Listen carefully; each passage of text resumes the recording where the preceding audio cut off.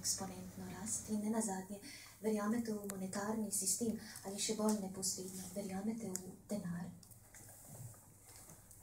To so morda že malo bolj osebna vzgibi, bi rekel, v svobodni trg vsekakor ne verjamem. To lahko že tukaj povem.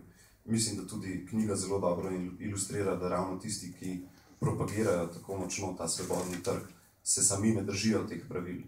Gre zgolj za konkretno ZDA, na primer, z temi sporazumi vsiljujejo tretjim državam neka pravila igre, katerih pa se hkrati sami ne držijo in uporabljajo temu, se v gospodarskem svetu reče, protekcionistične ukrepe, ki ščitijo domače gospodarstvo.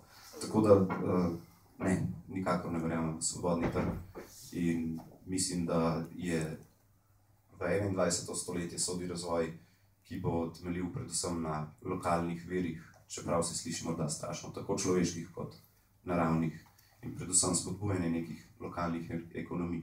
Šele potem pa lahko govorimo o nekem širšem povezovanju, tukaj pa je verjetno predvsem povezovanje in pa odprt dostop do znanj ali nekih drugačnih dobrin. Najlepša hvala. Zdaj ste pa na potezi vi, ki vam je bila sicer hočeš nočeš izglasovana vsaj blaga nezaupnica. Pritiski lastnikov so pač pritiski lastnikov.